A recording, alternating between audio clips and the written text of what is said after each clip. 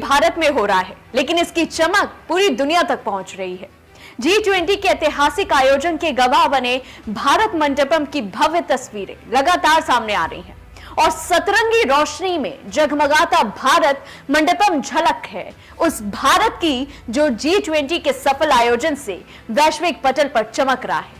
लेकिन इन सब के बीच भारत में ही कुछ लोग ऐसे हैं जिनको चमकते भारत की रोशनी आंखों में चुभ रही है। फिलहाल तो ये समझ में नहीं आ रहा कि आखिर देश में चल क्या रहा है।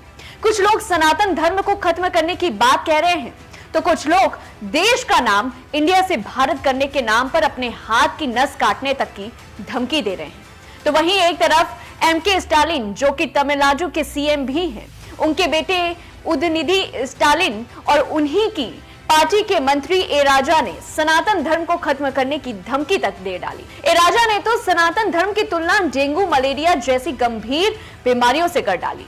सनातन धर्म को खत्म करने की सोच रखने वाले ये भूल चुके हैं कि वो खुद भी कभी सनातनी हुआ करते थे और उनके नाम में तो आज भी सनातन की झलक नजर आती है। उदाहरण के तौर पर उदयनिधि और अंदिमुथु राजा, जिन्हें आप ए राजा के नाम से भी जानते हैं। इन सब की बेतुकी बातों से परे सनातन धर्म की असल छवि दुनिया में कुछ और ही है, क्योंकि ब्रिटेन के प्रधानमंत्री ऋषि सुनक के भारत आने पर जब उनसे उनके सनातनी होने पर सवाल किया गया तो उन्होंने बड़े ही बेबाकी से जवाब देते हुए कहा कि उन्हें अपने हिंदू होने पर गर्व है, उन्हें अपनी हिंदुस्तानी रूट्स पर भी गर्व है। इसी वजह से उन्होंने अपने जीवन में काफी कुछ सीखा है। फिर उन्होंने राखी की बात की।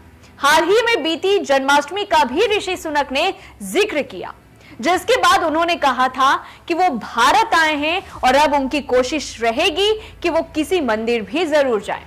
और ये कोई पहला मौका नहीं जब ऋषि सुनक ने अपने हिंदू होने की बात पर गर्व जाहिर किया हो। ये वही ऋषि सुनक है जो इंग्लैंड के प्रधानमंत्री होते हुए गले में राम नाम का गमछा बांधकर दिवाली मनाते दिखे थे। ये वही ऋषि सुनक है जो भारत में आकर गायों की पूजा करते भी देखे गए थे।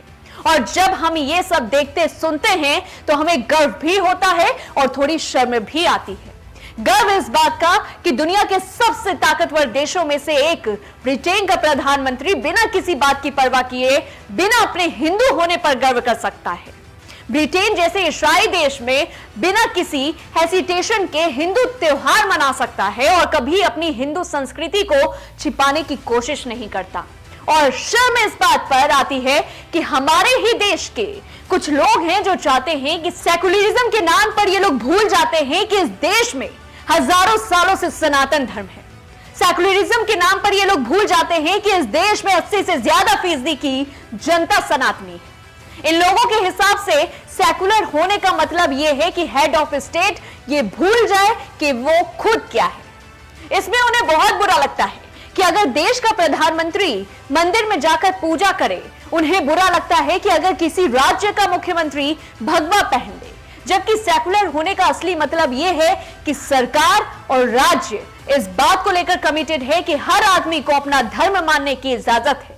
लेकिन फिर भी सेकुलरिज्म के नाम पर ऐसा ढोंग किया जाता है कि भारत की संस्कृति तक को नहीं बख्शा जाता और सनातन धर्म को जड़ से खत्म करने तक की बात की जाती है। खैर, सेकुलरिज्म शब्द से आप क्या समझते हैं, हमें कमेंट बॉक्स में जरूर बताएं। ऐसी ही तमाम बड़ी खबरों से जुड़े रहने के लिए हमारे सभी सोशल मीडिया प्लेटफॉर्म्स को फॉलो करना ना भूलें।